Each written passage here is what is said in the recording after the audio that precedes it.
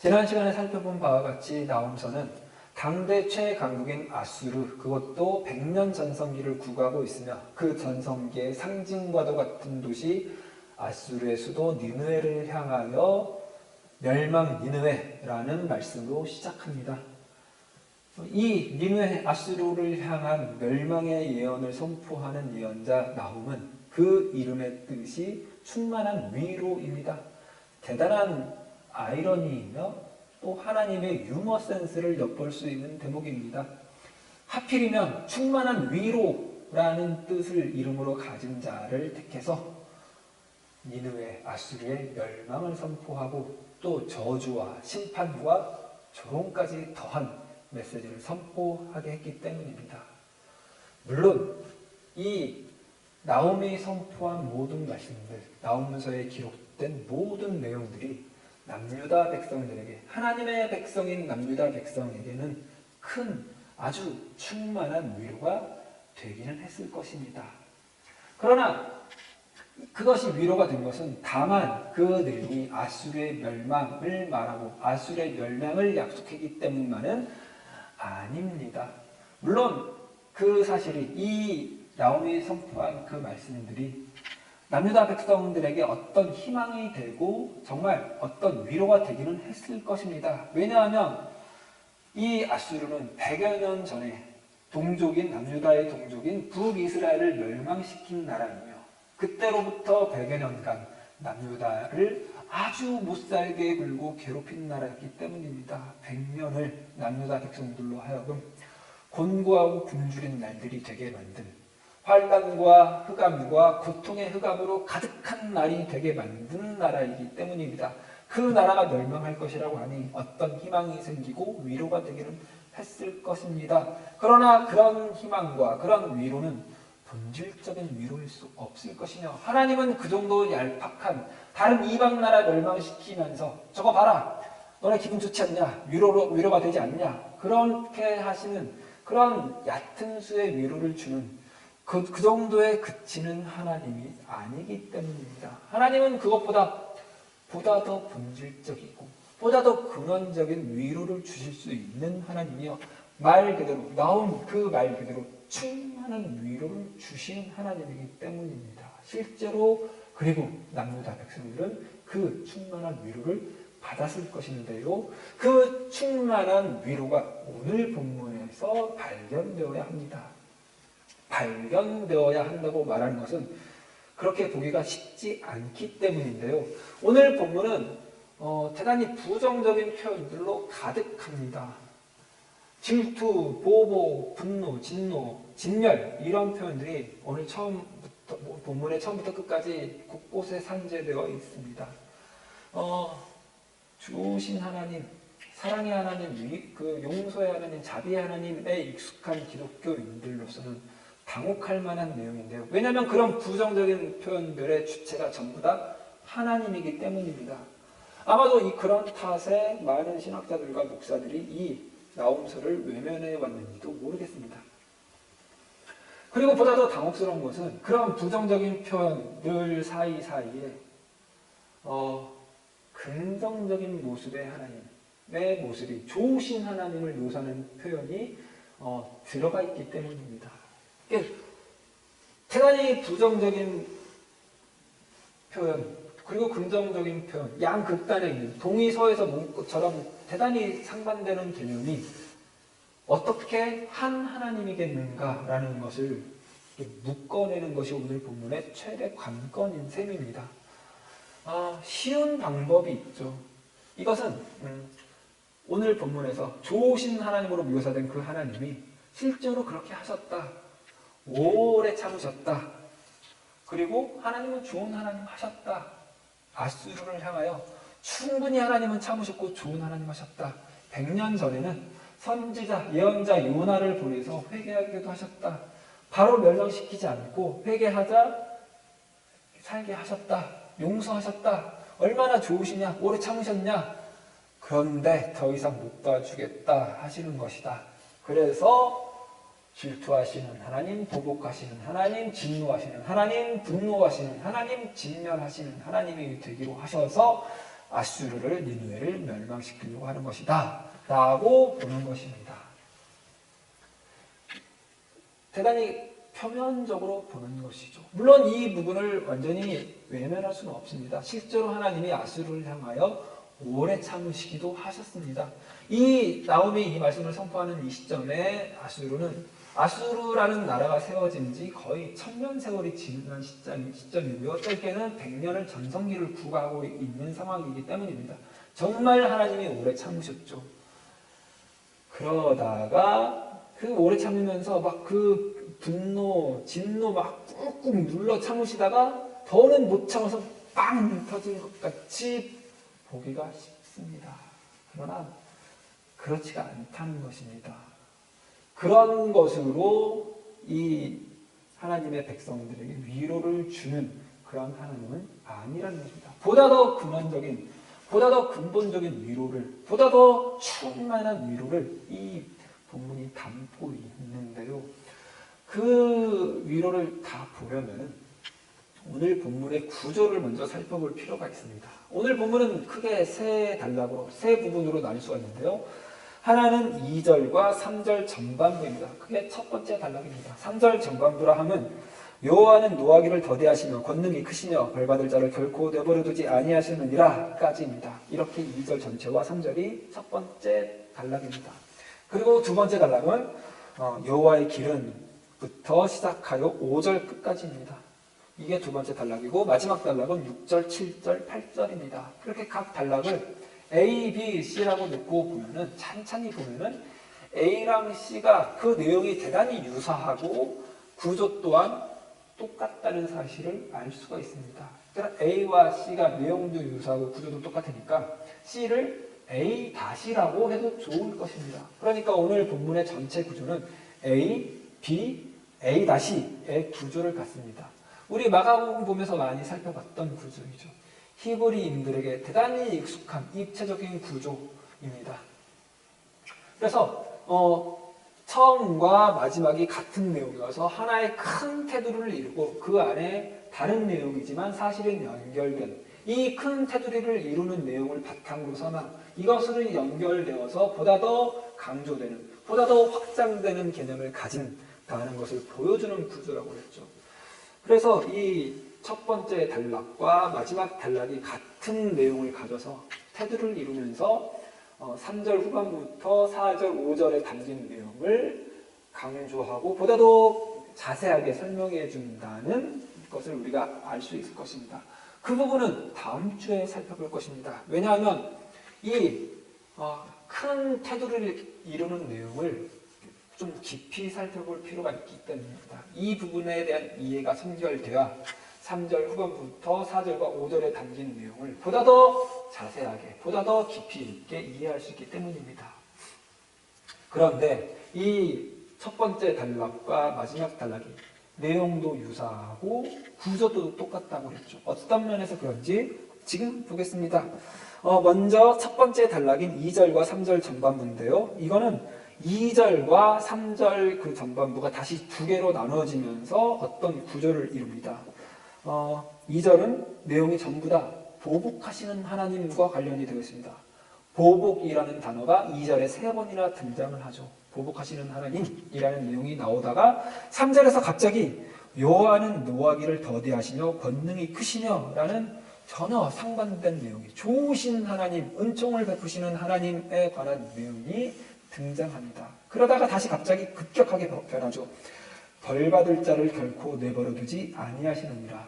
벌받을 자를 내버려 두지 않는다는 것, 벌한다, 보복한다 라고 볼 수 있겠죠. 그러니까 첫 번째 단락에 해당되는 2절과 3절 전반부는 보복하시는 하나님, 그리고 마지막에 보복하시는 하나님, 그리고 그 사이에 노하기를 더디하시는 하나님, 다시 말하면 은총을 베푸시는 하나님, 좋으신 하나님에 대한 묘사로 되어 있죠. 그러니까 이것도 다시 A, B, A 다시 구조입니다. 그런데 이 내용과 구조가 마지막 단락인 6절, 7절, 8절에서 똑같이 반복이 됩니다. 먼저 6절입니다. 누가 능히 그의 분노 앞에 서며 누가 능히 그의 진노를 감당하랴. 그의 진노가 불처럼 쏟아지니 그로 말미암아 바위들이 깨지는도다. 분노하시는 하나님, 진노하시는 하나님의 모습입니다. 그리고 8절, 그가 범람하는 물로 그것을 진멸하시고 자기 대적들을 흑암으로 쫓아내시리라. 진멸하시는 하나님. 그러니까 첫 번째 단락에서 살펴봤던 분노하시는 하나님의 모습이 조금 더 구체적으로 나온 것이다. 이렇게 볼 수가 있겠죠. 그러니까 이 마지막 단락의 처음과 마지막이 분노하시는 하나님으로 채워져 있습니다. 그러니까 이렇게 테두리를 이루는 셈이죠. 그리고 그 가운데 7절이 있습니다. 여호와는 선하시며 환난 날에 산성이시라. 그는 자기에게 피하는 자들을 아시느니라.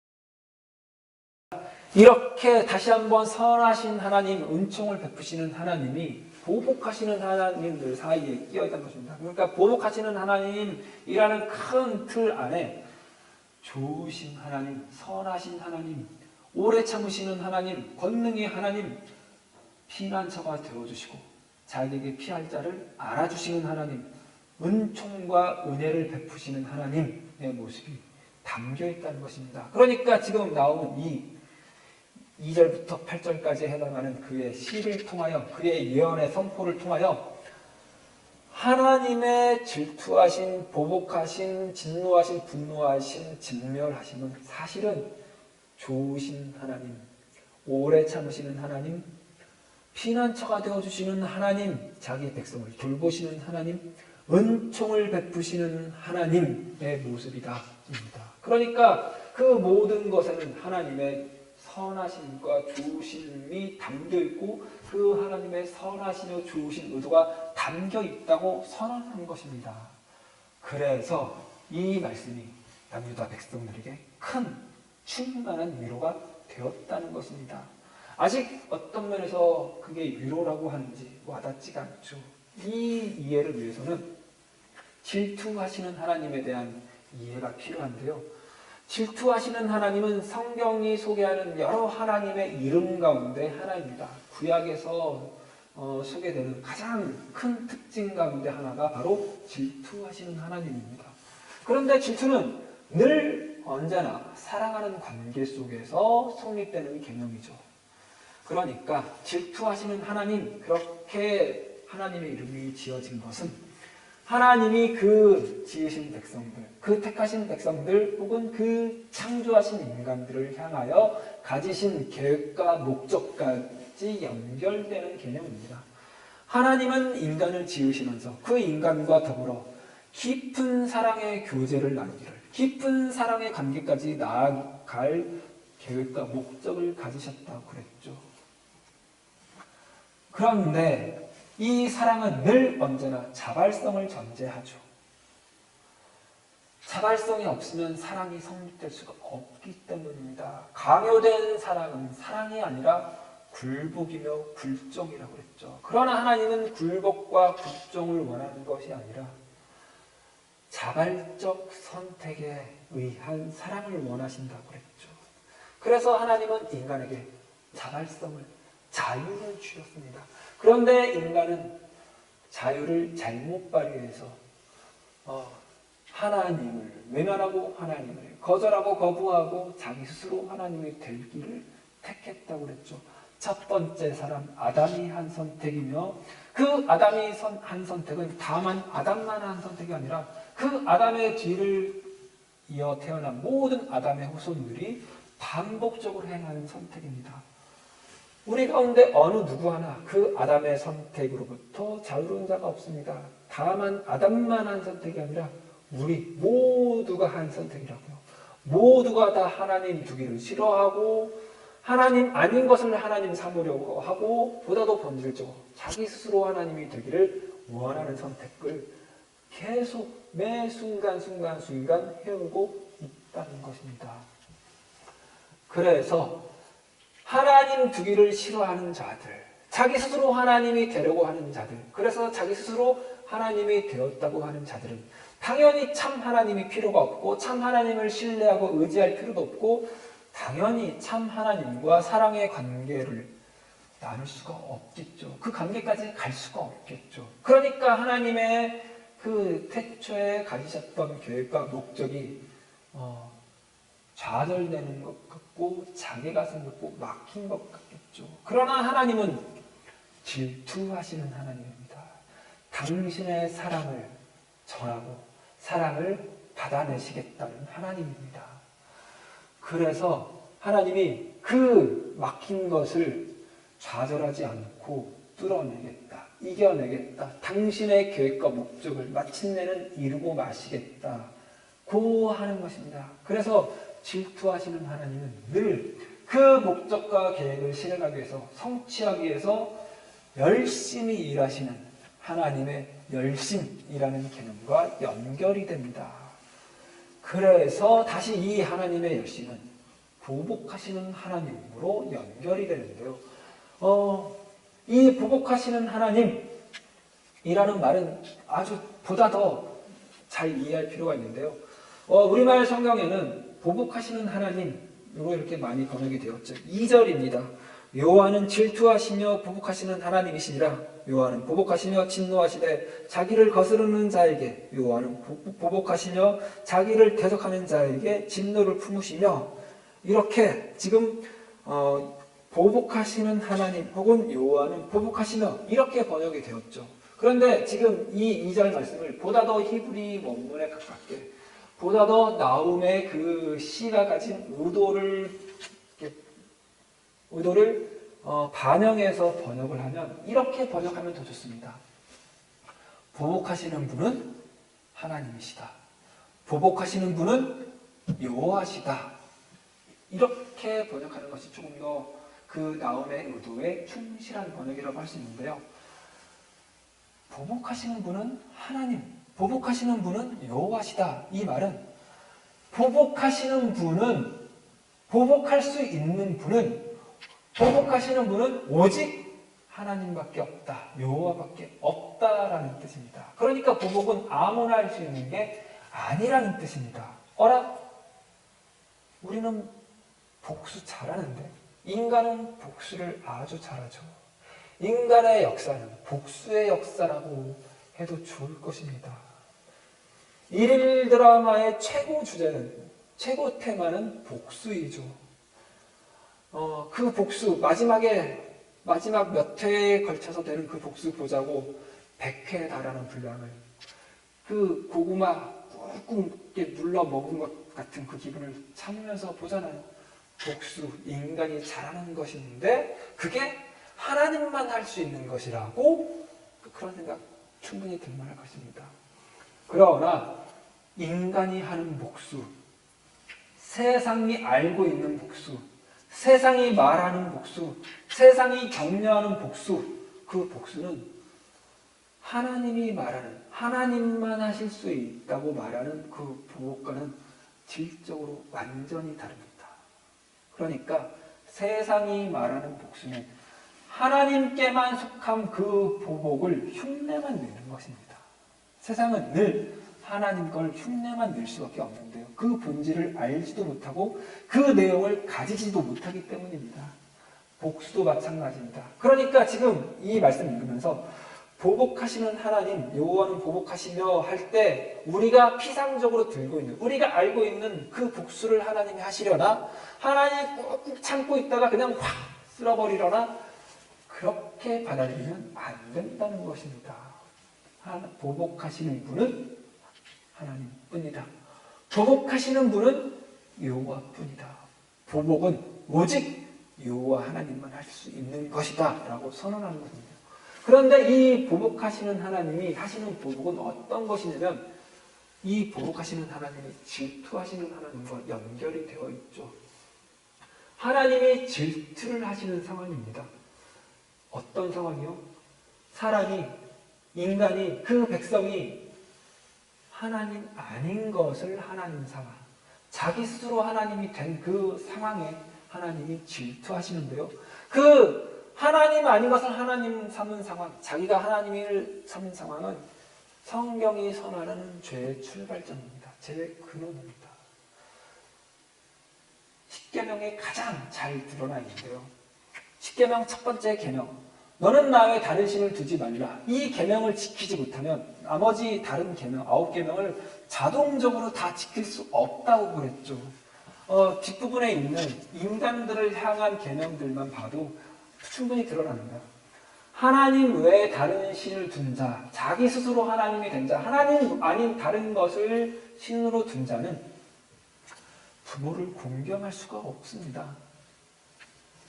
이웃을 사랑할 수가 없습니다. 미워할 수밖에 없습니다. 살인입니다. 이웃을 보고 음욕을 품을 수밖에 없습니다. 간음입니다. 이웃의 것을 탐할 수밖에 없습니다. 도적질을 합니다. 이웃에게 거짓말을 할 수밖에 없습니다. 참말을 할 수가 없습니다. 그리고 이웃에게 거짓 증거를 할 수밖에 없습니다. 자기 이익이 우선이기 때문입니다. 이런 자들로 가득한 사회, 악이 가득한 사회, 강포가 가득한 사회, 불의가 가득한 사회가 바로 하나님을 떠난 자들이 만들어낸 사회, 죄와 죽음이 왕노릇하는 세상이죠. 그러니까 하나님의 보복은 죄와 악을 향하는 것입니다. 하나님이 죄와 악으로 관영된 가득 찬 사회를 향하여 진노와 분노를 쏟아내고 그 죄와 악을 진멸하시겠다고 선언하는 것입니다. 그러니까 이 질투하시는 하나님, 보복하시는 하나님, 그 모든 것을 진노와 분노와 진멸을 쏟아내시는 하나님은 늘 언제나 선하신 하나님, 좋으신 하나님을 드러낼 수밖에 없습니다. 왜냐하면 하나님의 사랑을 회복하시려고 하나님의 사랑이라는 서로 사랑을 주고받고 하는 그 사이와 관계를 향한 하나님의 계획과 목적을 이뤄내시려고 하는 하나님의 열심이 드러나는 방법이기 때문입니다. 그래서 하나님은 오래 참으시는 것입니다. 하나님이 보라고 하시는 것이죠. 봐라! 죄가 만들어낸 것이 나를 떠나 다른 신을 섬겨 너희 스스로를 하나님을 삼아 만들어낸 사회가 얼마나 악할 수 있는가 보라. 얼마나 매정할 수 있는가 보라. 얼마나 비정할 수 있는가 보라. 얼마나 야만적일 수 있는가 보라. 얼마나 폭력적일 수 있는가 보라. 세상은 너에게 좋은 것 줄 수 없다. 내게만 좋은 것 있다. 내게만 선한 것이 있으며 나만 너희의 피난처가 될 수 있으며 나만 너희 모든 것을 너희 필요를 알아줄 수 있다. 세상은 너희 그런 거 관심도 없다. 그러니 내게 돌이켜라. 내게 돌아와라. 그 세상이 너에게 제시하는 그 길 따르지 말고 내 길 가라. 여호와의 길로 돌이키고 여호와의 길로 와라. 여호와의 길을 걸어라. 이렇게 말씀하시는 것입니다. 그러니까 이 나홈서의 이 예언, 나홈을 통한 예언의 말씀은 당장 아수르의 멸망이 먼저가 아닙니다. 이 남유다 백성들이 먼저 회복이 되어야 한다는 것입니다. 남유다 백성들에게 아수르가 멸망하는 것 희망이 되고 위로가 될 것입니다. 그러나 보다 더 먼저 남유다 백성들이 그 삶의 자리에서 돌이켜 하나님께로 여호와께로 참된 선한 것을 가진 여호와께로 돌이킬 필요가 있다고 선언하는 것입니다. 다시 7절 봅니다. 여호와는 선하시며 이 표현도 다시 그 보복하시는 하나님과 마찬가지로 다시 번역될 필요가 있습니다. 여호와는 선하시며 이것은 선하신 분은 여호와시다. 이런 표현입니다. 선하신 분, 선함, 이게 더 강조가 되면서 그 선하신 분은 오직 여호와다 라는 선언입니다. 하나님 외에는 선한 것이 없다.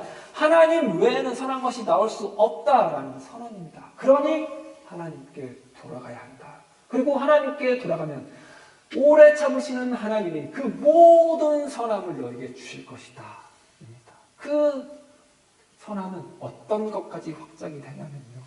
지금 남유다 백성들이 하나님께로 돌이키면, 여호와의 길로 돌아서면 그동안 그들이 왔던 모든 길, 하나님의 길로부터 아주 정반대의 길로 간 그 길조차도 하나님께로 돌이키면, 여호와께로 돌이키면 그 모든 과거에 걸었던 길이 아무리 악한 길일지라도 여호와의 길을 향한 길로 하나님이 바꾸시겠다라는 선언입니다.